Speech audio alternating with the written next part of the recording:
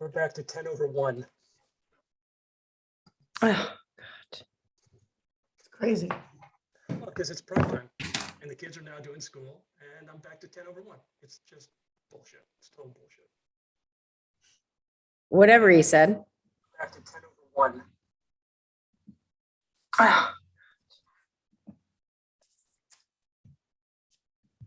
But just remember, Matt, you're in a served location.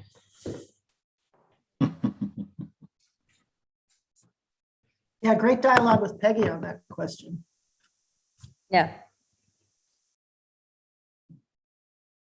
All right, Is we're it any live. better? Well, Hello. Is it any better with the video off? Yeah. Well, so far, Talking to Matt, I thought we could hear you better. Oh, so frustrating. Josh is back. Yay. Hi, Deborah. How are you? Josh, good. All right, it's 5 o'clock. Jeremy, do you have anybody to add, or we'll just get going and people can just add nope, it? not yet. Okay. All right, you guys. So welcome everybody to the meeting. I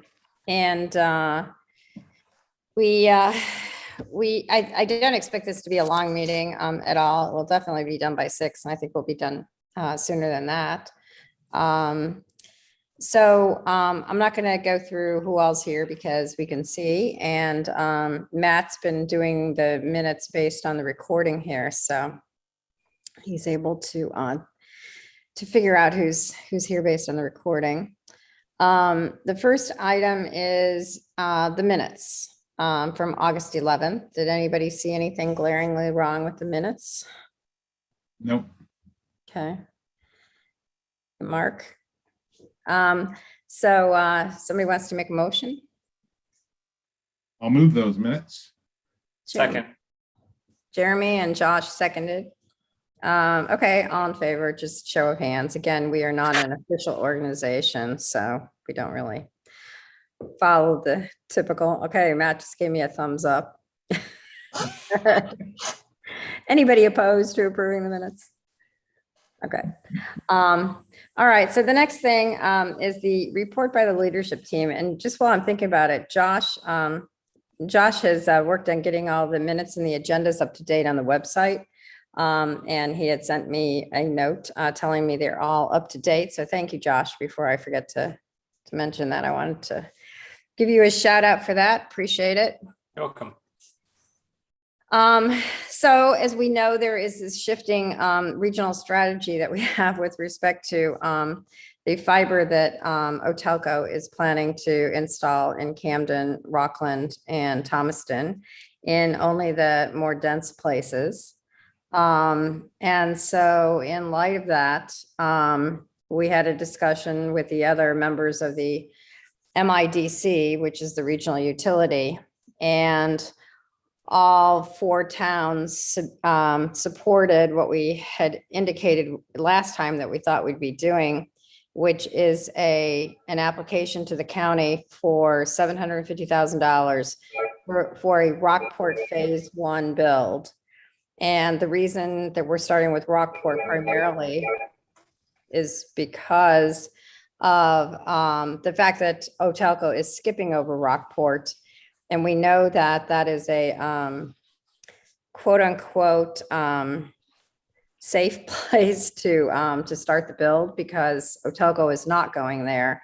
And then as we go along, we'll see where Otelco is going, is not going, as we branch off into other places in terms of, and specifically in terms of Camden, Rockland, and into Thomaston.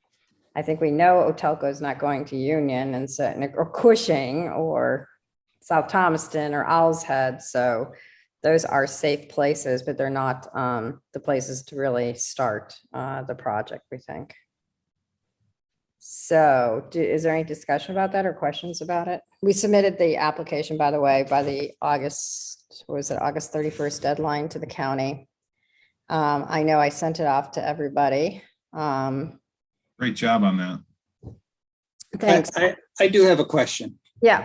The plan, so obviously Otelco's skipping Rockport, but they're going to come into Camden. Yeah, And they will only go where they can make money because that's all they care about. right. Excuse me for being so blunt. Will we duplicate what if we succeed in getting where we need to go, and I hope we will we duplicate what they have and give people an alternative, or we only go where they're not? Yeah, so Mark, I think that that's the, $64,000 question or whatever, because I think we have to see what kind of take-up rate and everything we get in Rockport. First, we have to have money coming into the organization. We also have to see how much we're going to get raised in terms of donations and grant money, et cetera. As we've said before, it's very difficult for us to go head to head with another fiber provider. Right. So, and who knows? I mean, it could be that Otelco decides not to go into Camden or into Thomaston or whatever. Time will tell. But in the meantime, we don't want to be sitting here waiting to see what Otelco does. So Right. that makes Rockport the sensible, first path.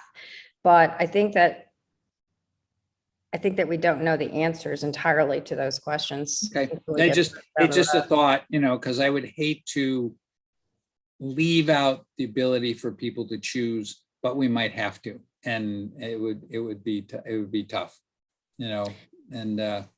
but it'll be what it'll be. Exactly. At least we'll serve the people that won't have anything else, and that's the most important thing we need to do. Right. I think that's the way we were all looking at it. Could I say something very quickly? Yeah, Jordan? Jordan. So, and this, I mean, maybe this doesn't matter, but it's funny. My opinion on Otelco is almost the opposite, that it's like how Burger King used to set up shop across the street from McDonald's and saving themselves the financial survey. If Otelco is going somewhere, then we already know it's easy to make money. So I feel like it should be even easier to offer the services that the MDIC is offering, because there's no way it can't be better or cheaper. And you already know that since a private for-profit company went there, that it's got to be a lucrative area. Right. Well, I think that in response to the better and cheaper, certainly better. No, but cheaper, I mean, the numbers, the prices at least that Otelco is talking about charging are right in line with what, GWI and Axiom and Pioneer Broadband charge. So I don't know that the utility would be cheaper. One of the things that Axiom, that Mark Willett keeps reminding us is that we need to, and the Lincolnville folks know this, we've had many discussions about it. We need to make sure, and we've said this before on this call, make sure that this is really not considered just a product, that it's something that we build a lot of community excitement and support around. Whether And that's Otelco, that's a 12-month deal. That's just like Spectrum does. You get in the door at $49.99, but Yeah. there's no guarantee what they do after that. right. Well, and they tell you up front that they're going to charge you $10 more the second year. And then, as we've said before, I think that Otelco, Otelco is owned by a private equity firm, which most likely will, take their money and run. And in a couple few years, is likely to get out of the business. If that happens, then who's going to own Otelco, and what are the prices going to be at that point? So there's lots of, moving parts here that we just have to let play out. And in the meantime, I think build where we know we can build, and we're not going to have those issues. Anything else? Okay, and then the last point there is that the EDA grant application is underway. In fact, we have another conference call scheduled for Friday with McKed. Just a little bit of update on some of the things that we had talked about last time. I think we were originally told that the cap on projects was 10 million, but it turns out it's 5 million. But the other good thing is that we were under the impression that the deadline for, certainly the deadline for getting in EDA applications is next September 2022. But we thought that decisions wouldn't be made or money dispersed until then, but it turns out that it's a rolling grant application process. So the sooner we can get a grant application in, then theoretically, the sooner we could maybe get some grant money from the EDA. So we're jumping on that right away. We obviously had to get the county out of the way first. And then you might have seen that we got 21 business letters of support for the county application. And we need to, I guess we're going to have to redo those, ask the people to modify them slightly for the EDA application, but mostly say the same things and, just address it to the EDA or to MCHED.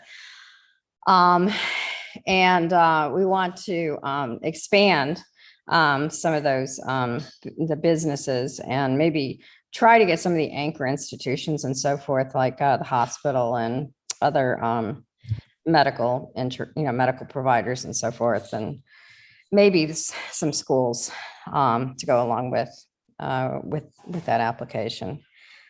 And it's I told you it's a 5 million cap rolling. I think those are the only new pieces of information, Denise, Matt, that we had with respect to the EDA. Is that right? I think so. I think that's good. Yeah, Matt gave me a thumbs up. All right. I think they're doing 80-20 as well, Deb. Oh, Yeah. right. The 80-20, good point. So, you can't just necessarily go in and say, oh, we want $5 million, because there's only 134 million that's being provided to or made available to all of New England, as I understand it. So a $5 million grant for us in Maine is probably not going to fly. Mark Willett has suggested that maybe we might get a million, is what he is thinking. We also have to come up with the 20% match, as Jeremy said. So we have to be able to have those funds in hand. Yes, along. So anyway, we'll talk about seed money a little bit more in the agenda, down a couple of items in the agenda. So, okay.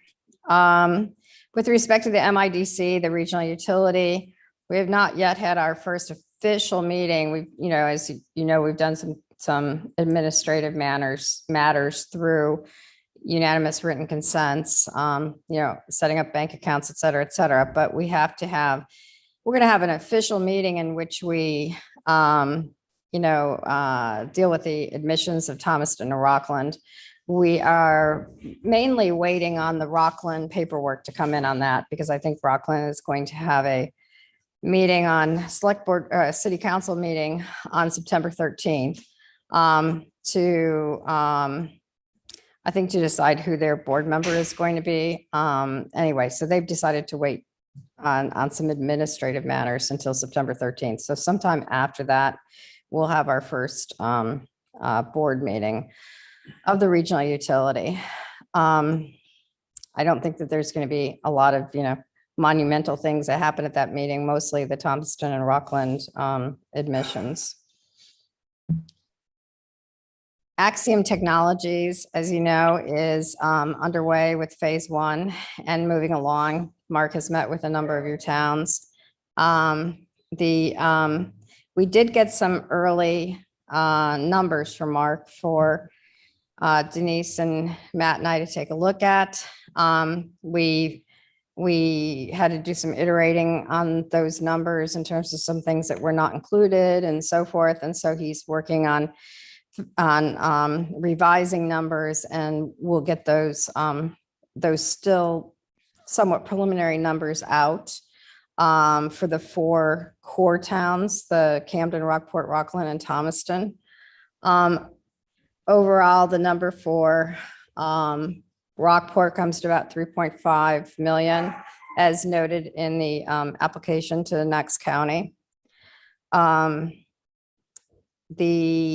The actual full pro forma financial statements and network design will be forthcoming at the end of the month as originally planned. for those 4 towns. And I think for Union and the other towns too, they are well underway with respect to those studies as well. It's interesting that what we submitted to the county had in it, you guys might, if you looked at the application, you'll see that there was a number in there of $950,000. And that $950,000 represents all the materials, as Mark says, down to every screw and bolt that would be needed, for example, for the Rockport build. The $950,000 is what we need to have in hand in order to order fiber and get on somebody's, whoever we choose to build the network, to get on that entity's schedule. So we're pretty focused on the 950,000. So that leads me into, and I'll stop here in a minute for questions. That leads me into the whole project funding, category 6 on the agenda, which is that Rockport has committed their first installment, their 2021 ARPA funds to the effort, which we don't know the exact number. We think it's about 177,500. And then, we've asked for, obviously, the county money, asking for EDA money. I have started meeting with some private donors who are quite interested in making some donations to the project as well. We're not quite ready for prime time on that, but it's great that we have some sort of local champions that want to donate some money to the effort. We are in the process of forming a 501c3 for that purpose. You might recall that the MIDC is formed as a 501c4 for various purposes. And as an entity, it is tax exempt, but any contribution that would be made to the entity would not be tax exempt. So we need to have a 501c3 for purposes of accepting donations and giving tax exempt status to the donations that go into the 501c3.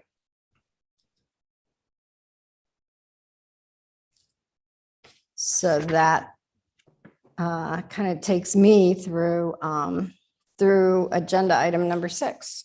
So I open it up for questions, comments from all of you on any of those things.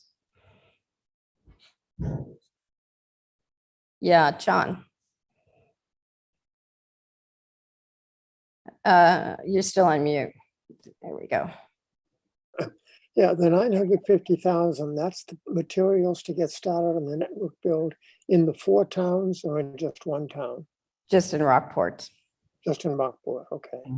Yeah.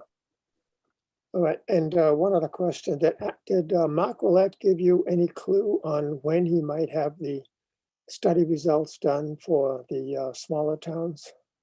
Matt and Denise, correct me if I'm wrong, but I had the impression that the end of September is when he should have those as well. He told us the end of August. We met with him a few weeks ago. Yeah, well, he's a little behind. Okay. But I know he's got numbers. He's got numbers when we talked to him last week. He's got numbers. He hasn't finalized them yet. So when I say end of September, it may very well be another week, but earlier than end of September. Okay. But part of it is because he had more towns signing up for feasibility studies than he initially thought that he was going to have when he gave us the proposal. So there was only so many people that he can have working on it. He does have Hawkeye Engineering actually working on Camden, Rockport, Rockland, and Thomaston, which is giving us a really good engineering cost number. The other smaller towns are getting more along the lines, of the package that he normally delivers in the feasibility study, which is not down to every nut and bolt and piece of fiber. So we are getting a little bit more for what we contracted for. And it would normally cost us more, but Hawkeye Construction is actually doing this as more or less a favor to Mark.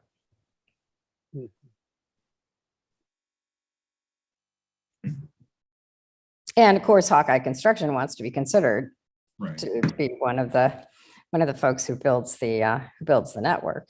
And Matt and Denise and I have been very impressed with them. We've had one conversation with them, but of course we'll have to make sure that we bid it and give other people the opportunity to. Anything else? It's a No, quiet group. Great stuff. Yeah, Yeah, well, it's all about the money, as we all know.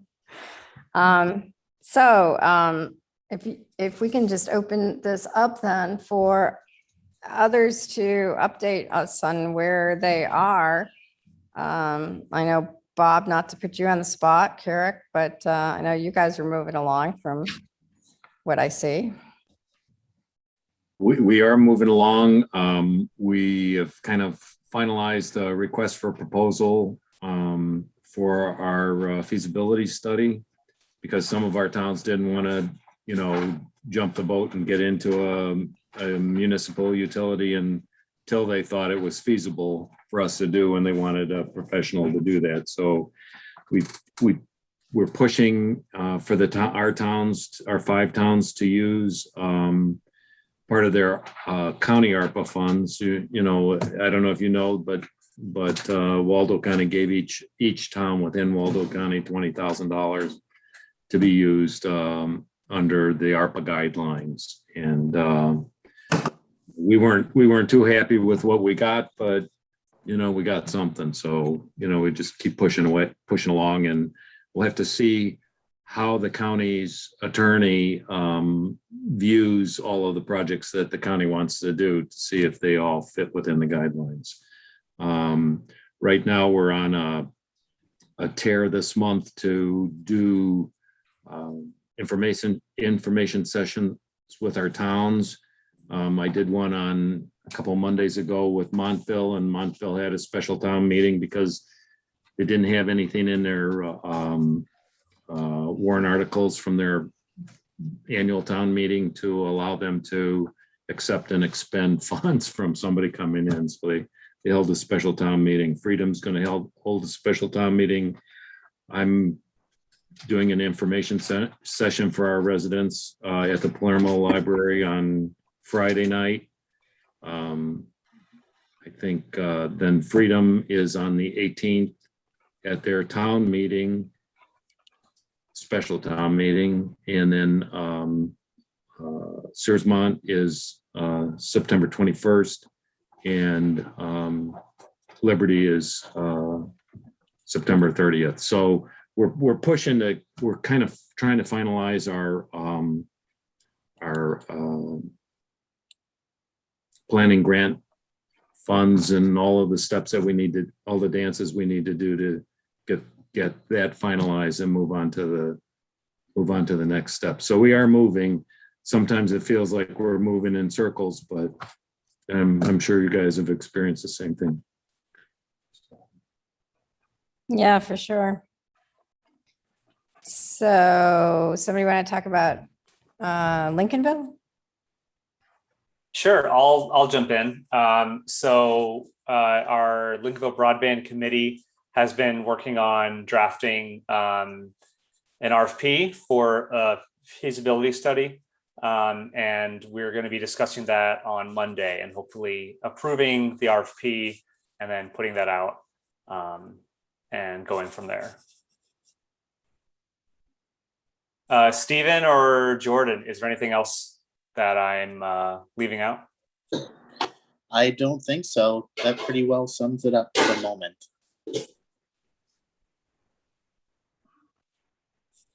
Stephen, thumbs up from Stephen. Hey, Stephen. Craig Cushing. Craig from Cushing. So I'll give you a quick one.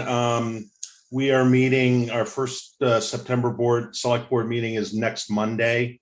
And I'm going to put the utility interlocal agreement to a vote and explain what Deborah and I had a long conversation about some of the issues our town attorney had with it. And hopefully I can go through that with them. No guarantees at all.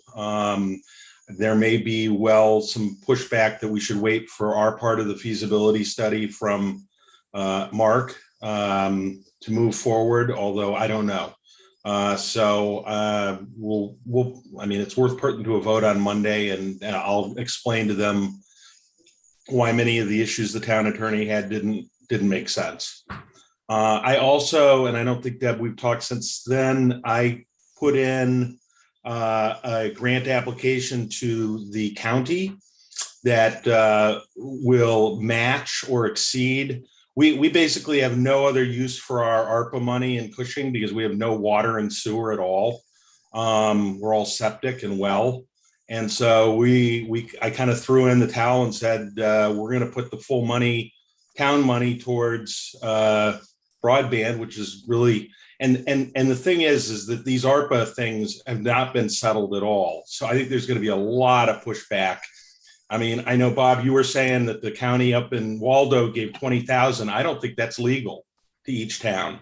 I think at the end of the day, that may well be thrown out because it depends on how you read those ARPA guidelines. And so I just said, because we're not part of the Midcoast utility yet, so I didn't feel like I could really, put it through that. So I just put it as the town of Cushing. That will, match, or hopefully the county gives us even more than our match because we're an underserved area.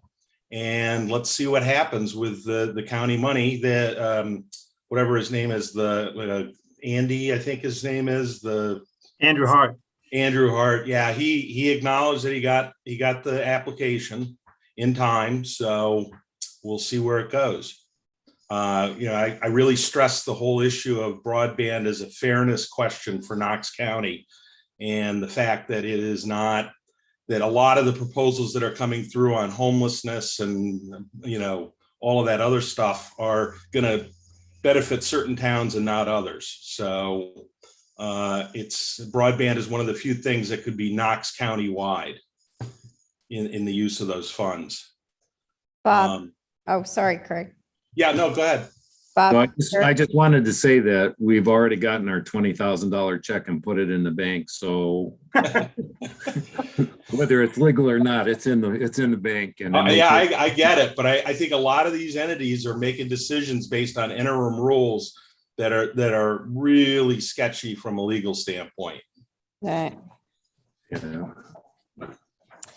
Yes. Yeah, and I had an exchange of emails on point with Peggy Schaefer just today. Actually, she and I are on we're on a vetro mapping. There's vetro mapping conference September 27th in Houston, and we all declined to go to Houston, but we're doing it by webinar, though it will be an in-person conference. And Peggy had observed that, none of the state rules are out yet. The rules that the interim rules that we've been dealing with are applicable to the county and the municipalities, and the state rules aren't out. They're having to report on, the state's having to report on forms that they didn't even have until, kind of last minute. And so anyway, and she cautions counties that they shouldn't be doing anything until the final rules are out. So, it's going to be interesting. I understand that there were 21 submissions made to Knox County. Okay. I have not I checked hadn't their heard that. website. Yeah, I heard that. I think we heard that from the Rockport town manager. Yeah. I have not checked their website to see if they're posted, and probably they're not, but they should be. So It wasn't anything when I looked. yeah, so we should be on top of that and make sure that they post all of the submissions. I should also add that I did say that we would more than likely use the Midcoast utility as our vehicle for a broadband build out in the grant application. But I couldn't promise it because we haven't signed the agreement yet and you guys haven't accepted us yet once we sign it. Right, right. And of course, you know, a town does not have to be a member of the interlocal agreement for the regional utility to come in. And I'm talking down the road, guys, but you know, a town does not have to be a member of the regional utility for the regional utility to actually install fiber. What it means is that the town's not part of the regional utility in terms of the structure and the board, but it doesn't stop the regional utility from actually installing and providing service to the residents. Okay, anybody else want to report on what's going on in their towns? Jeff? I feel like I should introduce myself because I don't Yes. know any of you really. My name is Jeff Boulette, and I'm representing the town of St. George. The town select board asked me to come join these meetings and report back to them periodically about what's happening. They don't want to miss out on anything. But I'm the head of our St. George Broadband Committee, and I've been working toward delivering high-speed broadband to 200 residents for the last like 6 years. So I've learned a lot. I totally understand. I think it's Bob, you said that sometimes you just feel like you're spinning your wheels and not going anywhere. But so this year we received a Connect Maine award to work with Spectrum as a partner to finish building out our last mile to 200 residents. Recently, Spectrum pulled out of that agreement, and they pulled out of the agreement because they didn't want to. They didn't want to comply with the reporting requirements of the Connect Maine grant. Really? Yeah, so they've decided to actually fund our project out of the kindness of their heart. And we still have a little bit of a funding gap that we have to come up with, but it's the same as it was for the Connect Maine grant. So it's just a little bit different. Right now, I kind of feel like we're trying to figure out, like iron out all of the details of their agreement, because they definitely have tried to backtrack on a couple. We're basically just trying to hold them accountable for the network that they're building for us. We know what we're getting into. We know it's a lot of it's a coax network, but we just want everything in writing, and their agreement was very ambiguous. So we're just going through that phase right now. Hopefully we net out in a good place soon, and they start building it, and it's done in a year. So it's coax, and are you having to contribute you're not having to contribute anything to it, or is it all? Yeah. Time? The project it's about $560,000. We're contributing about $65,000. We've already received 10 from the town, 10 in a grant, and we need to fill the funding gap. And we applied for $45,000 for an ARPA grant that was submitted last week. To the county? To the county, yes. Yep. Great. Okay. Good luck with that. Now, does it commit you guys to any Spectrum service for any period of time, or? No, we're trying to, well, that's not in the contract at all. Okay. It's not like a, what is it, Booth Bay No. deal? No, and Matt had warned me about that. Yeah, So yeah, great. I was when I was looking through the agreement, I made sure there wasn't anything like that. Pretty much the worst deal of the century, I think. Yeah. Okay, okay, anybody else want to report? John, I think you had your hand up, right? John Gibbons? Yeah, yeah, we're waiting anxiously to see the Axiom study report and what it says about the situation in Union. We would like very much to get even a rough high level estimate of what the coalition thinks its schedule is. we would like to be able to say something to the citizens about when we might be considered as a phase one, for lack of a better term, a phase 1B town. Yeah. Well, I Uh, think, We're in a difficult situation because LCI already has a strong presence in the town, and Spectrum has an even bigger presence in the town. And one last comment. Yeah, we're planning to send a letter to the Knox County Commissioners in support of the Rockport application. oh, okay, great. Is there anything you can say at this point about what kind of a schedule you think you're on with your phase, at least with your phase 1A? Yeah, I wish I could. It really, I'd say that the first thing is dependent on, getting that $950,000, right? So, I mean, theoretically, if we got $750,000 from the county and we get the $177,000 from, from Rockport, for sure. Then we, then we're there in terms of being able to get on a schedule. We'd obviously have to, get in a very big hurry, get on the schedule for an installer, but we could get on the schedule for the fiber. And, as we all know, fiber is backed up by, say 8 months, 9 months. I think it's down a little bit from a year, but, then I am told, Matt and Denise and I have been told that Rockport would be about a 3 or 4 month. We've actually been told 2 to 3 months, weren't we, Matt? But I think that more realistically, probably 3 to 4 month build. That's to run the fiber? Yeah. Okay. Depends on what months it's come into. after that. Sorry. Depends what months they're running the fiber in. If it's crazy weather. Yeah. I suspect that, and those numbers came from Hawkeye Engineering. So, so they're not just, just out of the ether, but I would imagine, you figure around 3 months and maybe 4 months.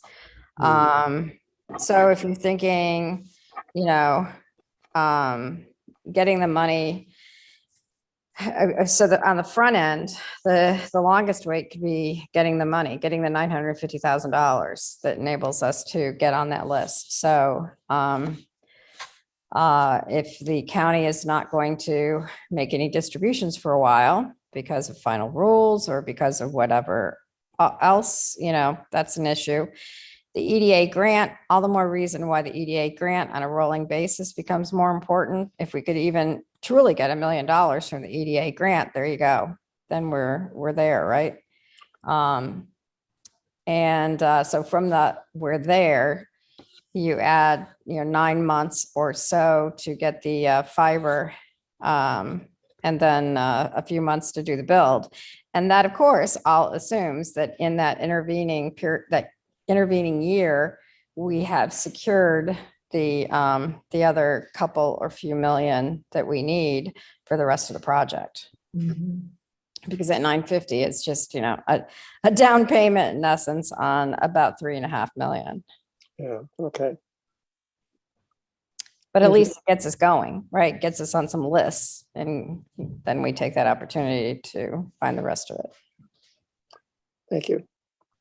I hope that helps, John. Yes, I hope so. About as precise as I can get at this stage. Okay, anybody else want to add in anything but there? Bob?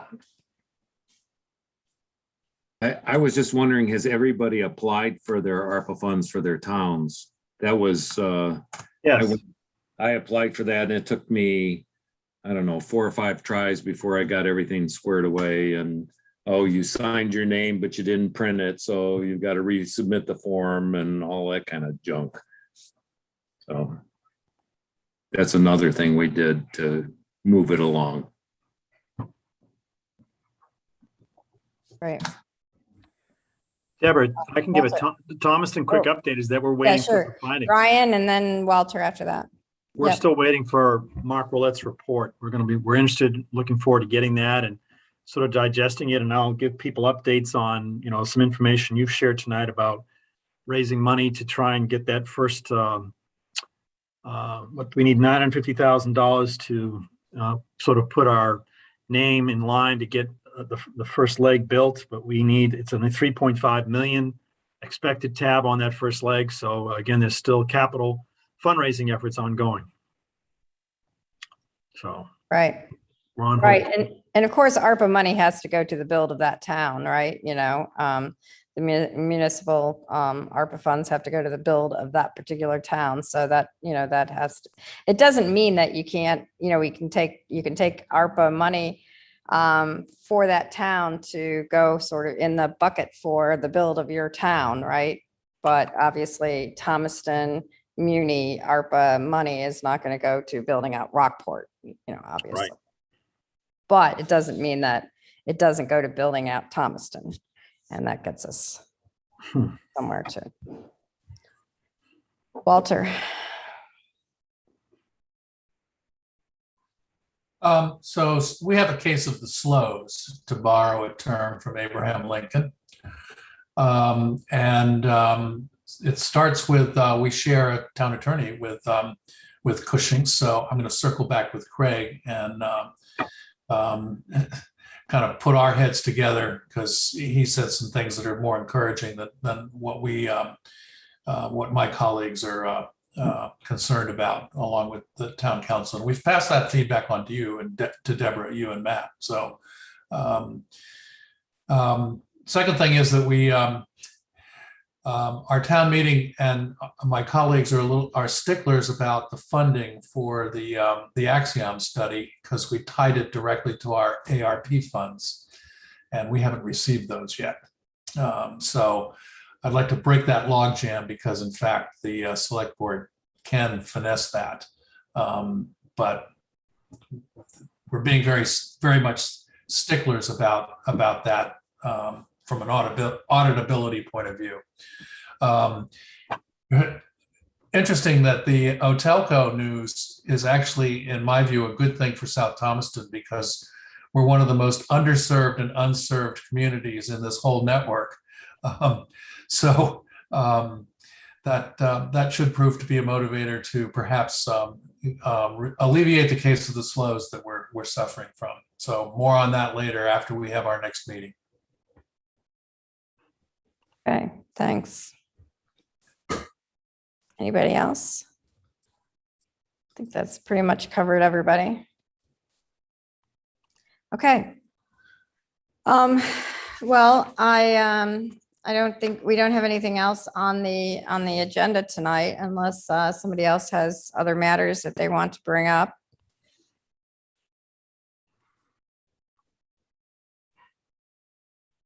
Okay. I would say that the two biggest things that we're working on, we're meaning Denise and Matt and I are putting together what we need to do for private donations. There's a whole sort of case that has to be put together, and depending on what size type foundation that you're dealing with, you have to do things differently, I think. But we're working on that. We're also working on, as I mentioned earlier, the EDA grant. We really want to submit that as soon as possible. If you have businesses that you want to reach out to, that would be helpful in submitting letters. Keep in mind that the EDA grant is all going to be revolving around economic development. So to the extent that we can show that there are areas within your towns that would, broadband would bring further economic development into certain unserved areas of your town or whatever, anything that is, kind of specific in that regard is very, very helpful. So let us know if you have anything like that. Just drop one of us a line. Matt has been working along with Rich Anderson and some others with the Midcoast School of Technology on this training curriculum. And anyway, so there's the fiber, I'm going to get this wrong, it's like a National Fiber Association, but that's not the name of it. There is a fiber association that has put together a training curriculum along the lines of what we were planning to do. We let Midcoast School of Technology know about that. They're reaching out to that association to see if they can get a hold of that curriculum rather than sort of creating it from scratch. GWI, Axiom, Pioneer Broadband all continue to be very supportive of that project. The school hopes to have their first session of their first semester begin in January for training installers and technicians and the various roles. Hopefully that kind of covers the training area, Matt. But anyway, there's, yeah, he said thumbs up. Okay. But anyway, there's a lot being done on that score too. All right. Anything else? And okay. All right. Well, we will try to keep everybody in the loop as best we can. And I think that we'll follow up, and it doesn't hurt for anybody else to follow up and send a note to the county saying, hey, you know, we heard there's 21 grant applications. You're going to get them up on your website. Maybe with a few of us knocking on their door, they'll get that done. After all, we need transparency. Stephen. Hi there. I just wanted to ask, I wrote it in the dialogue box, if anyone had any updates on the MCA, how it's coming. I know that I gather that Tim Schneider was named board chair, and I think they have a search on for a CEO, but I wondered if anybody knew anything more about, you know, where they are developmentally or yeah, executive director, sorry. But, you know, like especially process. You're on mute, Deborah. I was going to say, I don't know of anything further. A couple of us have written to Tim and encouraged him to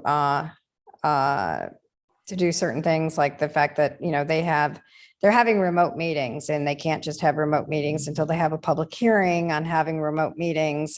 There's a law that was passed, you know, that we're all as towns having to comply with. They can't just go out into an executive session for, you know, whatever they want. So there is a lot that has to be done with that organization before they can even start thinking about, you know, substantive rules and how they're going to dole out money. So nothing is happening fast there. And Matt saying, trying to get them to attend Vermont's meeting tomorrow. Vermont, on the other hand, is, you know, is light years ahead of what Maine is doing, and light years ahead in terms of, you know, being supportive of community-owned networks. And meeting weekly. And I mean, meeting the irony of all this money was things were supposed to happen fast because we were desperate out here for, it's just nuts that it's gotten so bollocksed up. Yeah. It's not pretty. And I see, sorry, I didn't have the chat open, you guys. I do see that Matt confirmed 3 to 4 months to build, and in the spring. That's being quite optimistic. But okay, any spring. Matt says any spring.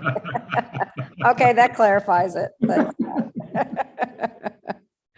All right, you guys. I think we're actually ending early, and enjoy the rest of your summer or early fall. And we'll talk in October, and keep you advised of anything new via email. Thanks for all you guys are doing, Deb and Denise. Absolutely. Good work. Thanks, Good night. guys. Thanks. All right, Thank you, everyone. bye. Good night. No. Bye-bye.